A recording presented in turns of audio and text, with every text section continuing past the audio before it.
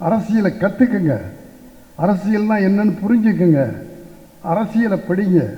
அப்படிலாம் படித்து பட்டம் வாங்கின பிறகு கழகத்துக்கு வாங்க, கட்சியை வளருங்க, கொள்கைக்காக உயிரை கொடுங்க என்று மேடையிலேயே சொன்னார். இது ஸ்டாலின் காதில் வாங்கினாரா? இல்லை. இன்றைக்கி நீங்கள் ஸ்டாலினுடைய சட்டையை திறந்து பார்த்தா அடிபட்ட தழும்புகள் நெஞ்சுகளிலே இருக்கிறது. ஆகவே கட்சிக்காக கொள்கைக்காக வெறும் பிரச்சாரம் மட்டுமல்ல, அடியும் உதையும் ரத்தமும் சிந்திய மனிதன்தான் ஸ்டாலின். தமிழகத்தினுடைய வெற்றி மட்டும் போதாது. பாராளுமன்றத்தில் எல்லாம் என்ன நடக்குது, எப்படி நடக்குது?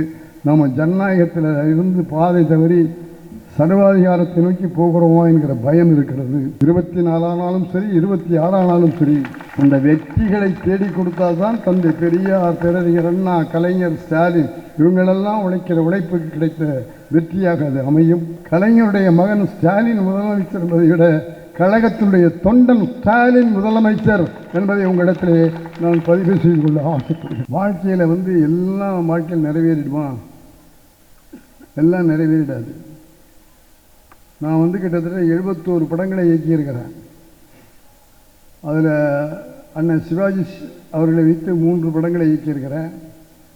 சூப்பர் ஸ்டார் ரஜினிகாந்தை வச்சு 25 படங்களை இயக்கியிருக்கிறேன். உலகநாயகன் கமலஹாசனை வச்சு 10 படங்களை இயக்கிறேன். அதேமாதிரி எனக்கு பிறகு விஜயகாந்த், சத்யராஜ், பிரபு, ஜெய்சங்கர், முத்துராமன் சார் இப்படியெல்லாம் சேர்த்து மொத்தம் 71 படங்களை நான் இயக்கியிருக்கிறேன் என்பதை உங்களிடத்தில் மகிழ்ச்சியோடு பதிவு செய்கிறேன். 71 படங்களை இயக்கியிருக்கிற உனக்கு என்ன குறை? எதை வருத்தத்தோடு சொல்ல போகிற அப்படின்னு கேட்குறீங்களா? இதுக்காரே வைகை புயல் பேச்சிலையும் சரி, வசனத்திலையும் சரி, உடல் வாகலையும் சரி, இந்த ஆக்டிங் அப்படிங்கிறதுக்கு நகைச்சுவையில் அவர் செய்கிற காரியங்கள் முத்திரை பதிக்கப்பட்டு இன்றைக்கு வைகை புகழாகவே இருக்கிறார். அவரை வச்சு நான் படம் எடுக்கலை. இவ்வளவு பண்ணியிருக்கேன். ஆனால் அந்த வைகை புயலை வச்சு நான் படம் பண்ணலை. ஒரே ஒரு படம் பண்ணுகிற வாய்ப்பு வந்தது. கவிஞர் வாலி அவர்கள் கதை வசனம் எழுதி வடிவேலு சாரை கதாநாயகனாக போட்டு எடுக்க நினைத்த படம். வசனமெல்லாம் ரெடி ஆயிடுச்சு, டைட்டில்லாம் ரெடி ஆயிடுச்சு. அதுக்கு பெயர் இளையராஜாவின் மோதிரம். இளையராஜாவின் மோதிரங்கிறத வச்சு இளையராஜாவை ஒருத்தர் நினச்சிக்கிட்டே இருந்து அவனுடைய வழிகாட்டுதலில் வாழ வேண்டும்னு நினச்சி அந்த பையன் இளையராஜா இளையராஜான்னு சொல்லியே பெரிய ஆளாக இளையராஜா ஒரு மோதிரத்தை போட்டவுடனே அவர் சிறந்த இளையராஜா பக்கத்தராக வெற்றி பெறுகிறார் என்பது தான் கதை. அந்த கதையெல்லாம் சொல்லி ஓகே வாங்கி எல்லாம் பண்ணிட்டோம். கடைசியாக Ilaiyaraaja sir sir sir sir Muthuraman sir, என்ன ராஜா, என் பேரில் டைட்டில் வச்சு என்னை வச்சு ஒரு கதை எழுதி படம் எடுக்கிறதுல எனக்கு அவ்வளோ திருப்தி இல்லை, தயவு செஞ்சு அதை விட்டுடுங்க அப்படின்னு இளையராஜா சொன்ன காரணத்தினால அந்த படம் ட்ராப் செய்யப்பட்டது, எடுக்காமல் விட்டுட்டோம். ஆகவே நம்ம வடிவேலுவோடு நான் டைரக்ட் செய்ய வேண்டிய வாய்ப்பு நான் இழந்து விட்டேன். ஆனால் ஒன்று சொல்லுகிறேன், இன்னும் நேரம் காலமும் சரியாக இருந்தால் நானும் நீங்களும் நிச்சயமாக சந்திக்கணும் அப்படின்ற மக்கள் பதிவு செய்து கொள்ள ஆசைப்படுகிறேன். அடுத்து நான் விஷயத்துக்கு வர்றேன். மாண்புமிகு முதலமைச்சர் முத்துவேல் கருணாநிதி ஸ்டாலின் அவர்களுடைய பிறந்த நாளுக்கு முதலில் அவர் நீண்ட ஆயுளோடு, நலத்தோடு, சுகமாக, மன அமைதியோடு இந்த இறுக்கங்களெல்லாம் கொண்டு தரையில் ஏற்றுக்கொள்ளாமல் அமைதியாக வாழ வேண்டும் என்று நான் மட்டுமல்ல, மேடையில் இருக்கிறவர்களையும் உங்களையும் சேர்த்துக்கொண்டு வாழ்க வாழ்க வாழ்க என்று வாழ்த்துகிறேன். நம்முடைய ஸ்டாலின் அவர்களை செதுக்கிய சிற்பிகள் அப்படின்னு அவர் ஸ்டாலின் அவர்களே எழுதியிருக்கிறார்கள். சுயமரியாதை கொள்கை கொண்ட தந்தை பெரியார். கைதட்ட மாட்டீங்களா? அவரை நமக்கு கிடைத்திருக்கிற ஸ்டாலினை யார் யார் இப்படி சிற்பமாக ஆக்கினார்கள் என்றால், ஸ்டாலின் சொல்கிற ஸ்டேட்மெண்ட்டு, என்னை சிற்பிகளாக ஆக்கியவர்கள் சுயமரியாதை தந்தை பெரியார்.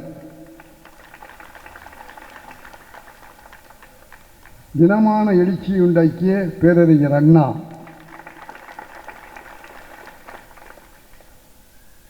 இயக்கத்தை சிறந்த முறையில் நடத்துகின்ற தமிழினத் தலைவர் கலைஞர். மொழி உரிமையில் தன்மானக்கரத்தில் இருந்த பேராசிரியர் அவர்கள். இந்த 4 பேரும் தான் என்னை முறைப்படுத்தினார்கள், நெறிப்படுத்தினார்கள். அந்த 4 பேருக்கும் என்னுடைய நன்றி என்று நம்முடைய ஸ்டாலின் அவர்கள் சொல்லியிருக்கிறார்கள்.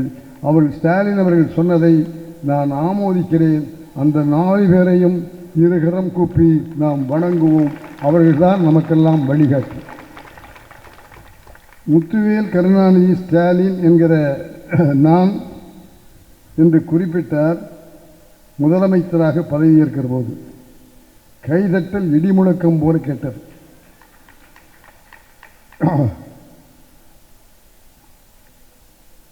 அடுத்த 10 நிமிடத்தில் வலைத்தளத்தில் அவர் கொடுத்த அறிக்கை வருகிறது. நான் இப்போது தமிழ்நாட்டின் முதலமைச்சர் ஸ்டாலின் பேசுகிறேன். ஒரு விஷயத்தை உங்களிடத்தில் சொல்ல ஆசைப்படுகிறேன். நான் திராவிட குடியைச் சேர்ந்தவன். நான் திராவிட குடியைச் சேர்ந்தவன். நான் திராவிட இனத்திலிருந்து வந்தவன் என்று மு.க. ஸ்டாலின் அவர்கள் தமிழக முதலமைச்சரானவனே மக்கள் கொடுத்த முதல் செய்தி இந்த செய்தி தான். ஆகவே நாம் திராவிட இனம், நம்முடைய குடிமக்கள் திராவிட இனத்தைச் சேர்ந்தவர்கள் என்று சொன்னார். அப்படி சொன்னார் என்றால் அதனுடைய வேர் எங்கே இருக்கிறது தெரியுமா? பேரறிஞர் அண்ணா அவர்கள் மாநிலவையில் முதல் பேசுகிறார். முதல் பேசுகிற போது அண்ணா சொன்ன முதல் வார்த்தை, நான் திராவிட குடியிலிருந்து வந்திருக்கிறேன், திராவிட இனத்திலிருந்து வந்திருக்கிறேன், திராவிட மண்ணிலிருந்து வந்திருக்கிறேன் என்று அண்ணா அவர்கள் சொன்ன விஷயத்தை அப்படியே எடுத்துக்கொண்டு ஸ்டாலின் அவர்கள் சொன்னார். ஏன் இப்படி சொல்கிறேன் அப்படின்னா, இப்பெல்லாம் சொல்ல பயப்படுறாங்க. தைரியமாக சொல்லாமல் இருந்ததுனால தான் நமக்கு இந்த நல்லா வந்திருக்கு. அதை உடைச்சு நான் சொல்லுவேன்னு சொன்னார் நம்முடைய ஸ்டாலின் அவர்கள். அதற்காக, அந்த துணிவுக்காக அவரை வாழ்த்த வேண்டும். வாழ்க வாழ்க என்று நாம் முழங்க வேண்டும் என்று உங்களை கேட்டுக்கொள்ள ஆசைப்படுகிறேன். அதன் பிறகு நம்முடைய ஐயா இளைஞர் திமுக அப்படின்னு ஒரு அமைப்பை ஆரம்பிக்கிறார். கோபாலபுரத்தில் எங்கே ஆரம்பித்தார் தெரியுமா?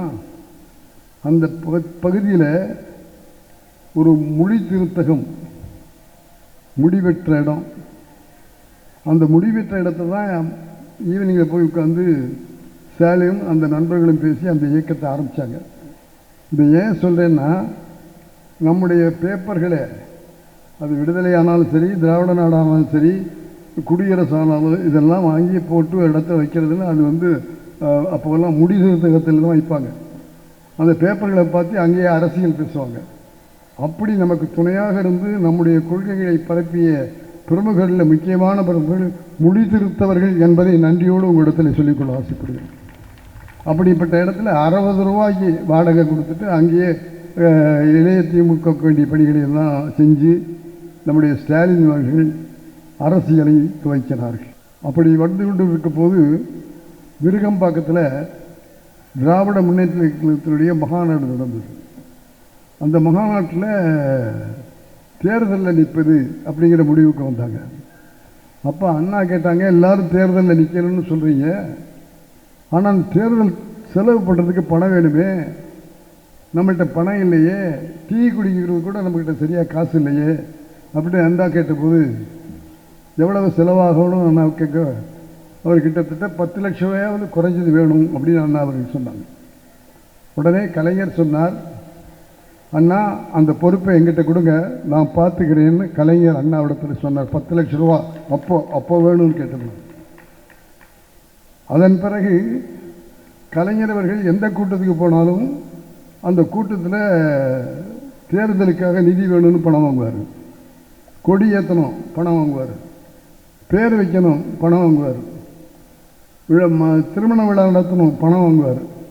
கலைஞர் எந்த நிகழ்ச்சிக்கு போனாலும் தேர்தல் நிதினு பணம் கலெக்ட் பண்ணிட்டு வந்தார்.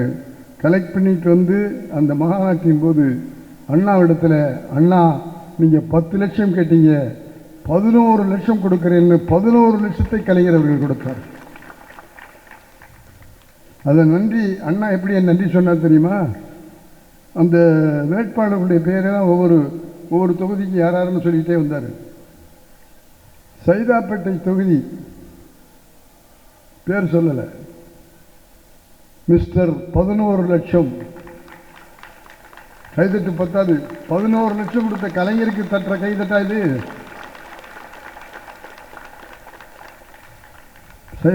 தொகுதியில் மிஸ்டர் 11 லட்சம் நிற்பார்னு சொன்னதை கைதட்டம், அந்த அளவுக்கு கைதட்டம் இருந்தது. அது அந்த நிகழ்ச்சியை ஏன் இப்போ சொல்கிறேன் அப்படின்னா, இந்த மாதிரி ஒரு சூழ்நிலை ஸ்டாலினுக்கு வந்தது. அன்பகத்தில் தான் முதல்ல நம்முடைய திராவிட முன்னேற்ற கழகத்தினுடைய தலைமையகம் இருந்தது. அன்பகத்திலிருந்து அறிவாலயத்தை வாங்கின பிறகு அன்பகத்திலிருந்து திராவிட முன்னேற்ற கழகம் அறிவாலயத்துக்கு மாற்றப்பட்டது. மாற்றப்பட்டோடனே அன்பகம் ஃப்ரீயாச்சு. ஃப்ரீயான உடனே அந்த அன்பகத்தை எப்படி பயன்படுத்துறதுன்னு பேசுகிற போது திராவிட முன்னேற்ற கழகத்துடைய தொழிற்சங்கம், திராவிட முன்னேற்ற கழகத்தில் இருந்த இளைஞரணி, இவங்க எல்லாருமே கலைஞர்கிட்ட எங்களுக்கு வேணும்னாங்க. ஒவ்வொருத்தரும் எங்களுக்கு வேணும்னு சொன்னால் அதை எப்படி கொடுக்க முடியும்ப்பா? இருக்கிறது ஒரு கட்டடம் தான். அதுக்கு நான் ஒரு வழி சொல்கிறேன். 10 லட்சம் ரூபா யார் கொடுக்குறீங்களோ அவங்களுக்கு அன்பகத்தை பணியாற்றுகிற அலுவலகமாக அது கொடுக்கப்படும். 10 லட்சம் ரூபா யார் கொடுக்குறீங்கன்னு கேட்டார். அதில் போட்டி வச்சார், எல்லா அமைப்புக்கும் போட்டி வச்சார். நம்முடைய ஸ்டாலின் அவர்கள் அந்த பொறுப்பை ஏற்றுக்கொண்டு கலைஞர் எப்படி செஞ்சாரோ, கூட்டத்துக்கு போனால் பணம், கொடியேற்றினா பணம், கல்யாணம் பண்ணால் பணம், பேர் வச்சா பணம், இப்படி பணம் வாங்கி 10 லட்சம் ரூபாயை கலெக்ட் பண்ணி 11 லட்சம் ரூபாயை அதை போட்டு, அண்ணா எப்படி 11 லட்சத்தை கலைஞர் கொடுத்தாரோ அதுபோல் கலைஞர் இடத்துல 11 லட்சம் ரூபாயை கொடுத்து அன்பகம் நிர்வாகம் இப்போது ஸ்டாலின் இருக்குது. இப்போ தம்பி உதயநிதி ஸ்டாலினுக்கு போயிருக்கு. இப்போ அந்த அன்பகம் உதயநிதி ஸ்டாலினுடைய பொறுப்பில் சிறப்பாக நடந்துக்கிட்டு இருக்குங்கிறதையும் உங்கள்கிட்ட நான் சொல்லிக்கூட ஆசைப்படுறேன். பெயர் வைக்கிறவங்க கலைஞர் அவர்கள் முடிவு பண்ணி வச்சுருந்தாங்க. மெரினாவில் ஒரு கூட்டம் ஸ்டாலினுக்காக நடத்தப்படுகிறது. பெரிய கூட்டத்தில் கலைஞர் அவர்கள் பேசி கொண்டிருக்கிற போது ஸ்டாலின் பிறந்த செய்தியை ஒரு பேப்பரில் கொடுக்குறாங்க. வாங்கி பேப்பரை பார்த்தவர் அந்த மேடையிலேயே அனௌன்ஸ் பண்ணார், நான் இப்போ ஸ்டாலினுடைய மீட்டிங்கில் பேசிக்கிட்டு இருக்கிறேன், எனக்கு மகன் பிறந்திருக்கிறான் செய்தி வந்திருக்கிறது. ஆக இந்த மேடையிலேயே என் மகனுக்கு பெயர் வைக்கிறேன். என்னுடைய மகனுக்கு பெயர் ஸ்டாலின் என்று பெயர் வைத்தார். எல்லாரும் வீட்டில் பேர் வைப்பாங்க, சுற்றத்தோடு பேர் வைப்பாங்க, நண்பர்களோட பேர் வைப்பாங்க. கலைஞர் 10,000 15,000 பேர் கூடியிருந்த மக்களுக்கு மத்தியிலே தன் மகன் ஸ்டாலினுக்கு பெயர் வைத்தார். அந்த பேர் தான் ஸ்டாலின். அவனுடைய விளைவுக்கு ஒரே ஒரு நிகழ்ச்சி, ஸ்டாலின் பேர் வச்சதுனால வந்த வம்பு, அவரை பள்ளிக்கூடத்தில் சேர்க்கிற காலம் வந்தது. குட்ஷீப்பர் கான்வென்ட்டில் கொண்டு போய் நம்முடைய மாறன் சார், முரசொலி மாறன் அவர்கள் பையனை சேர்க்கறதுக்காக கொண்டு போகிறாங்க. கொண்டு போன உடனே அந்த பிரின்சிபால்கிட்ட சேர்க்கணும்னு சொல்லும்போது மனு எழுதுகிறாங்க. எழுதும்போது பேர் இப்போ ஸ்டாலின் எழுதி கொடுக்குறாரு. கொடுத்த உடனே அவங்க சார் ஸ்டாலின்னு பேர் வச்சா எங்கள் பள்ளியில் சேர்க்க மாட்டோம், பேரை மாற்றுங்க அப்படின்னு சொன்னார். மாறன் சார் கலைஞர்கிட்ட பேரை மாற்ற சொல்கிறாங்கன்னாரு. பேரை மாற்ற மாட்டேன், பள்ளியை மாற்றினார். ஆகவே கலைஞர் இந்த அளவுக்கு உறுதியாக இருந்தால் அந்த அளவுக்கு கொள்கையில் உறுதியாக இருந்ததுனால நிச்சயமாக அந்த ஸ்டாலினுடைய பேர் மாற்ற மாட்டேன், பள்ளியை மாற்றினேன். ஆரம்பத்திலேயே போராட்டம் தான், பேர்லேயே போராட்டம். திமுக கூட்டங்களில் கொஞ்சம் கொஞ்சமாக பேச ஆரம்பிக்கிறார் ஸ்டாலின். அந்த ஆசை பேசணும், அந்த கொள்கையை பரப்பணும், அந்த முடிவெல்லாம் வந்தபோது நிறைய கூட்டங்களில் பேசிக்கிட்டு இருக்காரு. கோவையில் மாணவர் மகாநாடு நடக்குது, அங்கே போகிறாரு.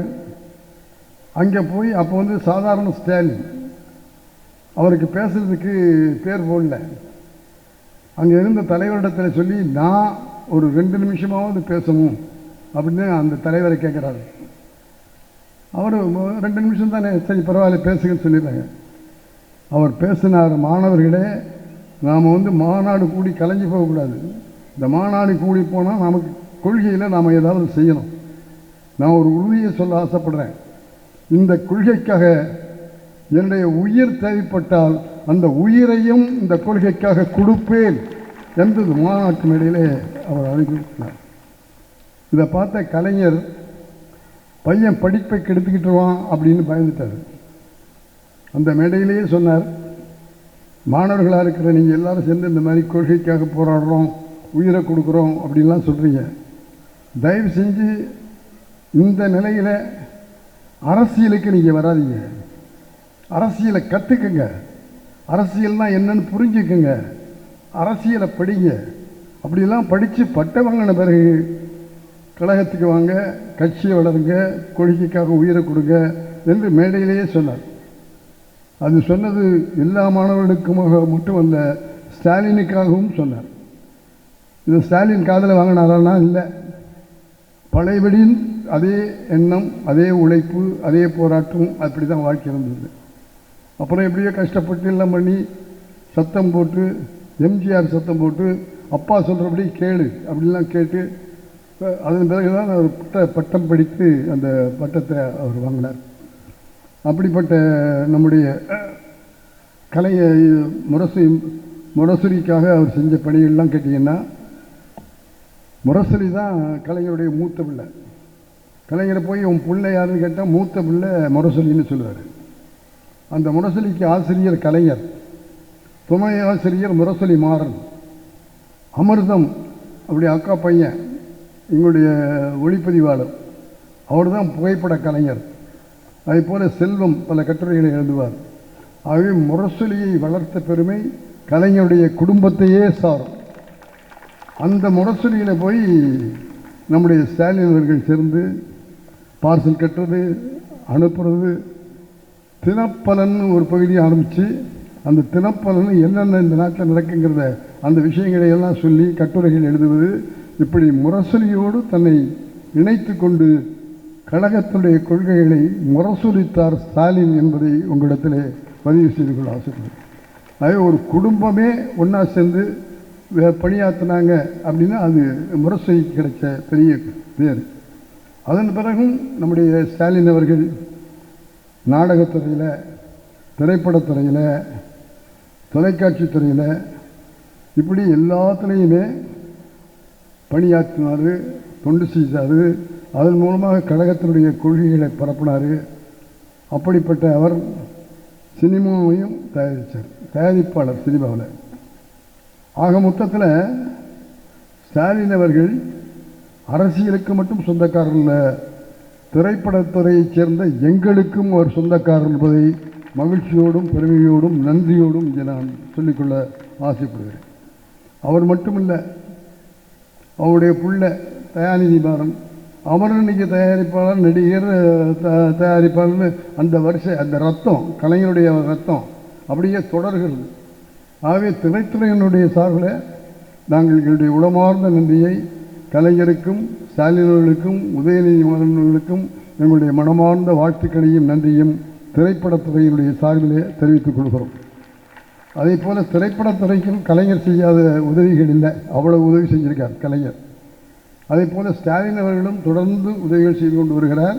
முக்கியமாக இப்போது சமீபத்தில் நவீன திரைப்பட ஸ்டுடியோ ஒன்றை பூந்தமல்லியில் கட்டுவதற்கு ஒப்புக்கொண்டிருக்கிறார்.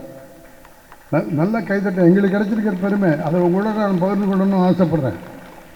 அதே போல் தமிழறிஞர்களுக்கு விருது, கலைஞர்களுக்கு விருது, யார் யார் வாழ்க்கையில் முன்னணியில் நிற்கிறாங்களோ அவங்க எல்லாருக்கும் விருது. ஆகவே பல லட்சக்கணக்கான ரூபாயை விருது பெறுகிற கலைஞர்களுக்கும், விருது பெறுகிற முக்கியத்துவ வாழ்நாள் சாதனையாளர்களுக்கும் கொடுத்து கொண்டிருக்கிறார் என்பதை உங்களிடத்தில் நான் பகிர்ந்து கொள்ள ஆசைப்படுகிறேன். அதே போல் நம்முடைய ஸ்டாலின் அவர்கள் உச்சகட்டமாக இருக்கிற போது பல ஊர்களையும் போய் நாடகங்கள் நடத்தினார். பல ஊர்களையும் நாடகம் நடத்தி அதன் மூலமாக பிரச்சாரம் செஞ்சார். அதில் மதுராந்தகத்தில் போய் வெற்றி நமதே அப்படிங்கிற ஒரு நாடகம் நடத்துகிறார். அன்னைக்கு வந்து தமிழகத்தில் ஒரு பெரிய புரட்சி. ஆட்சியை கலைச்சிட்டாங்க. ஆட்சியை கலைச்சிட்டு கலைஞரை கைது பண்ண போகிறாங்கங்கிற பேச்சு. கலைஞர் வீட்டுக்கு போலீஸ் வருது. அவன் தான் கலைஞர் இப்போ அரெஸ்ட் பண்ணி கூட்டி போகிறாங்கன்னு வீட்டிலேயே ஒவ்வொன்று அழுகிறாங்க, எல்லாம் பண்ணுறாங்க. அப்போ கலைஞர் இந்த காவல்துறை அதிகாரியை பார்த்து என்னன்னு கேட்குறாரு. உங்களை கைது பண்ண வரல, உங்கள் மகன் ஸ்டாலினை கைது பண்ணிட்டு போகிறதுக்காக வந்திருக்கிறோம் அப்படின்னு அந்த காவல் அதிகாரி சொன்னாங்க. அவர் சொன்னால் அவன் மதுராந்தகத்தில் நாடகம் போட போயிருக்கிறான், போட்டுட்டு நாளைக்கு காலையில் வருவான், நீங்கள் நாளைக்கு காலையில் வந்தால் நானே உங்களுக்கு தகவல் சொல்கிறேன், நாளைக்கு காலையில் வாங்கன்னு சொல்லி அனுப்பிச்சார். மறுநாள் காலையில் ஸ்டாலின் வீட்டுக்கு வர்றாரு. வீட்டுக்கு வந்தோடனே கலைஞர் சொல்கிறாரு, இந்த மாதிரி எமர்ஜென்சியில் உன்னை கைது பண்ண சொல்லி உத்தரவு வந்திருக்கான், காவலர்கள் வந்தாங்க, நான் இப்போ வர சொல்லியிருக்கேன், இப்போ வந்துடுவாங்க, நீ போய் ரெடியாகு, நீ சிறைக்கு போக வேண்டியிருக்கும் என்று கலைஞர் தான் பெற்ற மகனிடத்தில் சொல்கிறார். ஸ்டாலின் ரெடியாகிறார். போலீஸ்காரர்கள் வருகிறார்கள். போலீஸ் அழைத்து, இதோ என் மகன் இருக்கிறான், அவனை நீங்கள் அழைத்துச் செல்லுங்கள் என்று தன் மகனை போலீஸ்காரர் கையில் கொடுத்து சிறைக்கு அனுப்பிய தன்மானமுள்ள தலைவர் கலைஞர் அவர்கள் அதனை பின்பற்றி சென்ற பிள்ளை ஸ்டாலின் அவர்கள் ஜெயிலுக்கு போகிறாரு. ஜெயிலில் போய் பார்த்தா மாங்குயில் குவிடும் பூஞ்சோலை என் மட்டும் நிற்கும் சிறைச்சாலின்னு பாரதிதாசன் பாடி வச்சார். இல்லை, அது கொலைக்களமாக இருக்கிறது. அடி, உத, மிதி இவ்வளவையும் நம்முடைய ஸ்டாலின் அவர்கள் வாங்கினார்கள். ஒரு நேரத்தில் அவர் இறந்து விடுவார் என்று சொல்லக்கூடிய ஒரு சூழ்நிலை வந்தபோது சிட்டிப்பாபு என்று இருக்கிற நம்முடைய தோழர் ஒருவர் நம்முடைய ஸ்டாலின் மேலே விழுந்து அவர் மேலே அந்த அடி விழுகாமல் காப்பாற்றினார். ஆகவே உயிரே போகக்கூடிய அளவுக்கு அடியும் உதையும் ஐய ஸ்டாலின் அவர். இன்றைக்கி நீங்கள் ஸ்டாலினுடைய சட்டையை திறந்து பார்த்தா அடிபட்ட தழும்புகள் நெஞ்சுகளிலே இருக்கிறது. ஆகவே கட்சிக்காக, கொள்கைக்காக வெறும் பிரச்சாரம் மட்டுமல்ல, அடியும் உதையும் ரத்தமும் சிந்திய மனிதன்தான் ஸ்டாலின் என்பதை உங்களிடத்தில் பதிவு. இவ்வளவு பெருமைக்குரிய அந்த ஸ்டாலின் சார் அவர்கள்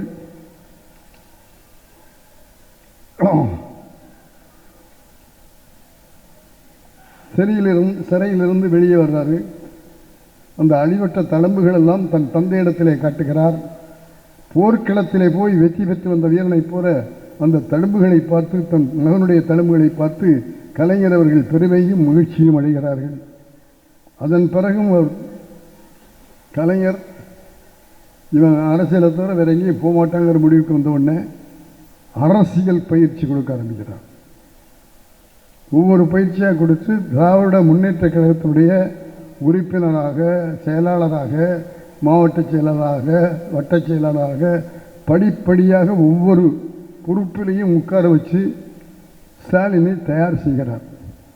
அப்படியெல்லாம் தயார் செய்கிற போது கலைஞர் எப்போவுமே நல்லா தெரியும், யார் வேலை செய்கிறா, யார் வேலை செய்கிற மாதிரி ஏமாத்துறாங்கிறது தெரியும். நான் பல கூட்டங்களில் சொல்லியிருக்கேன், கலைஞர்கிட்ட மட்டும் நீங்கள் போய் முன்னால் நின்றுக்கிட்டு அவர் படத்தை சட்டப்பையில் வச்சுக்கிட்டே நீங்கள் வேலை செய்வீங்கன்னு ஒத்துக்க மாட்டார். நீ கடுமையாக வேலை செஞ்சால் அவர் கடுமையாக வேலை செய்கிறான்னு தெரியும். உனக்கு எப்போ என்ன செய்யணுங்கிறதும் கலைஞருக்கு தெரியும்.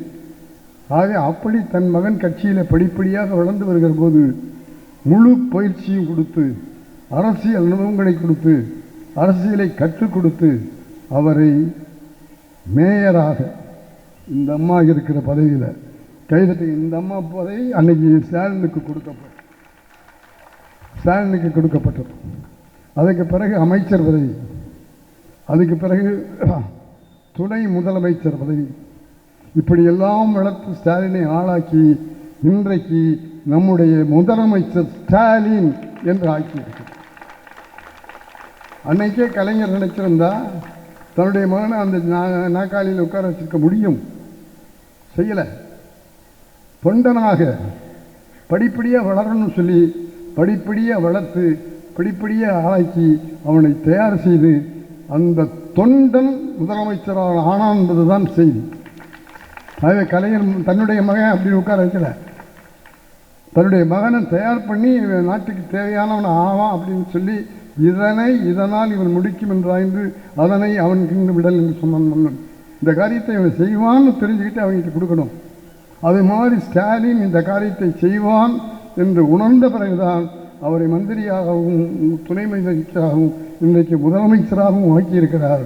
ஆகவே கலைஞருடைய மகன் ஸ்டாலின் முதலமைச்சர் என்பதை விட கழகத்தினுடைய தொண்டன் ஸ்டாலின் முதலமைச்சர் என்பதை உங்களிடத்திலே நான் பதிவு செய்து கொள்ள ஆசைப்படுகிறேன்.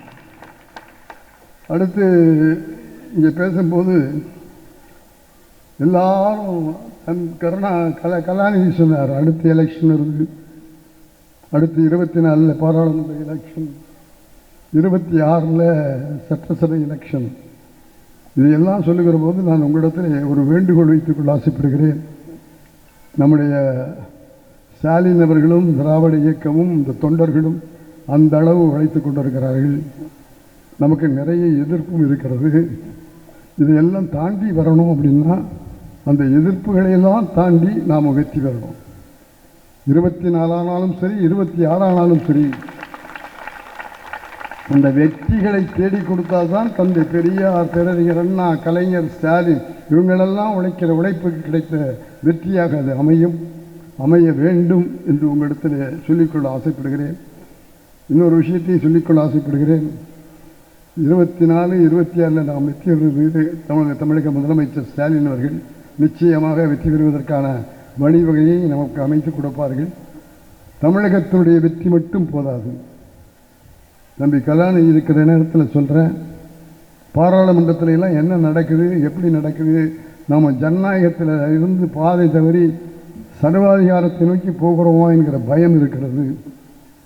அதை போக்க வேண்டுமானால் INTIA என்கிற இந்தியா என்கிற அந்த அமைப்பு சிறந்த முறையிலே முன்னுக்கு வந்து நம்முடைய ஸ்டாலின் அவர்கள் அந்த அமைப்புக்கு ஒளிவிளக்காக இருந்து நல்வழி காட்டி நம்மை எதிர்த்து போய்கொண்டிருக்கிற அந்த போக்கை மாற்றி இந்தியாவுடைய ஜனநாயகத்தை, இந்தியாவுடைய தத்துவங்களை, இந்தியருடைய கொள்கைகளை, சமநிலையை உருவாக்குகிற தன்மையை பெரியாரும் அண்ணாவும் கலைஞரும் கண்ட கனவை நாம் நிறைவேற்ற வேண்டுமானால் நாம் சரியான முடிவெடுக்க வேண்டும், சரியாக பதில் காட்ட வேண்டும்.